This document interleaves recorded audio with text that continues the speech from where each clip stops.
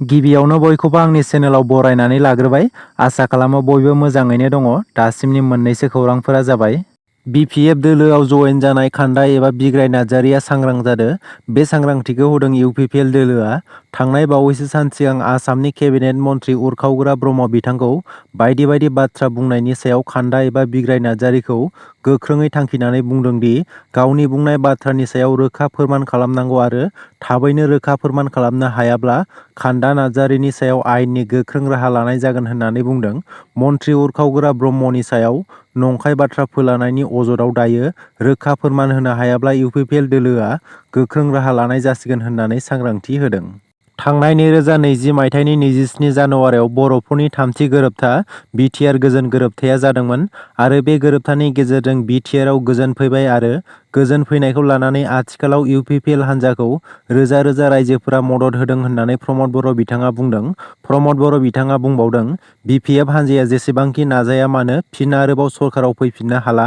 मानोना सिगांनि समाव बिपिएफआ सरकार सालायनाय समाव बर' हारिनि रायजो राजाफोरा गोबां दुखु खस्थ'जों भुगिनो गोनां जादोंमोन आरो गोबां हिंसायारि जाथाय जादोंमोन। नाथाय दायो बिटिआरआव गोजोन फैबाय।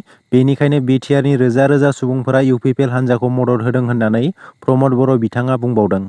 इमेल आइडिखौ लानानै मोनसे मिथिनो गोनांथार खौरां। लाख लाख इमेल आइडि बाहायग्राफोरा बे समाव सांग्रांथि जानाया गोनां। बे समाव गुगोलआ इमेल आइडिखौ लानानै गोख्रों थांखि लादों। जायफोर इमेल आइडिया 2 बोसोरनिबो बांसिन सम बाहायजायाखै बैफोर इमेल आइडिखौ डिलीट खालामनो थांखि लाबाय। फैगौ 1 दिसेम्बर दाननिफ्रायनो 2 बोसोरसिम बाहायजायै इमेल आइडिखौ गुगोलआ डिलीट खालामसिगोन। नोंथांनि इमेल आइडियाव गोनां डकुमेन्टसफोर दङब्ला थाबैनो रैखा खालामनाया मोजां। इमेल आइडिखौ रैखा खालामनो थाखाय नोंथांमोना इमेल आइडिखौ लग इन खालामनानै खनसेबाबो इउज खालामथार। गोजाम इमेल आइडिखौ लग इन खालामनानै इउटुब बायदि बायदि ससियेल मिडिया प्लेटफर्मफोराव खनसेबाबो इउज खालामथार। होनबानो नोंथांमोननि गोजाम इमेल आइडिया रैखा मोनगोन। गेलेनाय बिथिङाव बर' हारिनि फिन आरोबाव जाफुंसारनाय। मुसलपुर टाइकान्ड' एकाडेमिनिफ्राय डन गयारिया गल्ड मेडेल आरो सागर राभाया सिलभार मेडेल देरहानो हादों। सोगोमसार बसुमतारीनि दैदेननायाव डन गयारि आरो सागर राभाया कलकातानि अर्किड एरिनायाव टाइकान्ड' गेलेहैनानै देरहासार जाबोनो हादों। बिटिआर सरकारा बिटिआरनि रायजो राजाफोरनि थाखाय जौगानायनि खामानिखौ मावगासिनो। गोबां बिथांखिफोर लानायनि गेजेरजों बिटिआर सरकारा रायजो राजाफोरनि जौगानायनि खामानि मावगासिनो। बिटिआर सरकारा अनसाय बिथांखिनि गेजेरजों बिटिआरनि मोनफ्रोमबो बियाबाव फिसा फिसा फालांगिरिफोरनो रांनि चेक राननानै होनाया सोलिगासिनो। थिग बिब्दिनो रौता बियाबनि सिङाव थानाय फिसा फिसा फालांगिरिफोरनो 5,000 रांनि चेकखौ राननानै होयो। रांखौ मोननानै रायजो राजाफोरा गोजोननाय मोननायखौ फोरमायनानै बिटिआर सरकारखौ साबायखर बावदों।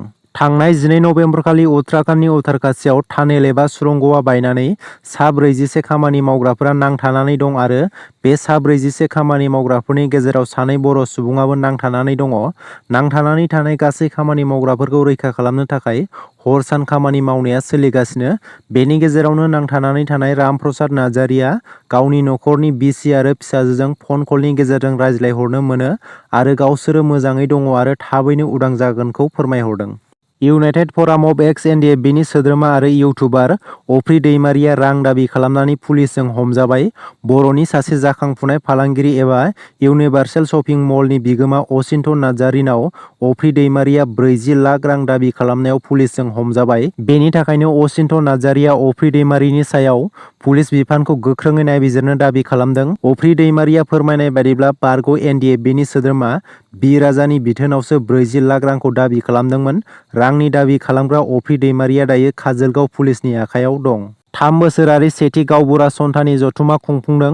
चिरां जिल्ला गावबुरा सन्थानि बानजायनायाव चिरां जिल्लानि बेन्दोंआव थानाय थाइखाजरा राइन' स्पर्टिं क्लाब आरो लाइब्रेरि साखाथियाव 3 बोसोरारि सेथि गावबुरा सन्थानि जथुमाखौ सानसेनि हाबाफारि लानायनि गेजेरजों खुंफुंनाय जायो। बे हाबाफारियावनो गाहाय आलासि महरै बिटिआरनि गाहाय मावफुं सोद्रोमा प्रमद बर' बिथाङा नुजाथिफैयो। लोगोसेनो बिटिआर हाग्रा बिफाननि मावफुं सोद्रोमा रनजित बसुमतारी, एमसिएलए माधव छेत्री आरो इउपिपिएल दोलो प्राइमारि ब्लक मिरुनि सोद्रोमा बिथांमोना बाहागो लायो। बे हाबाफारियाव गाहाय आलासि महरै बाहागो लानानै बिटिआरनि गाहाय मावफुं सोद्रोमा प्रमद बर' बिथाङा बुंदों दि जोंनि समाज दैदेननायाव गावबुरा बिथांमोननि गाहाय खामानि थायो। माखासे डिसिसनफोरखौ लानायाव पुलिस, सिभिल एडमिनिस्ट्रेसनानो जा गोबाङानो गावबुराफोरनि सायाव सोनारो। बेखौ बोरै आवगायलांनो हायो बेनि थाखाय सावरायलायनाय जायो। गावबुरा बिथांमोना गावसोरनि माखासे दाबिफोरखौ लानानै बिटिआरनि गाहाय मावफुं सोद्रोमा प्रमद बर' बिथांनो मेम'रेन्डाम गथायो। बैफोर दाबिफोरखौ नोजोर होनानै बिटिआरनि गासै गावबुराफोरनो हेल्थ इन्सुरेन्स, खम समनि गेजेरावनो गावबुराफोरनो एपइन्टमेन्ट होगोन, बायदि बायदि जेंनाफोरखौ नायनो थाखाय आरो खौरां हरनो थाखाय गावबुराफोरनो मबाइल फनबो होगोन होननानै प्रमद बर' बिथाङा फोसावनानै होदों।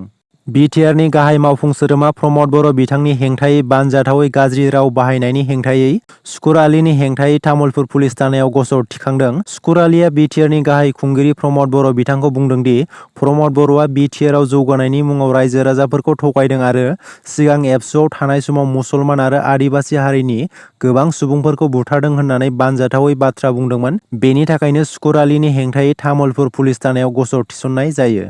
दासिमनि मोननैसो गोनां खौरांफोरा बेनोमोन। गोजोन्थों।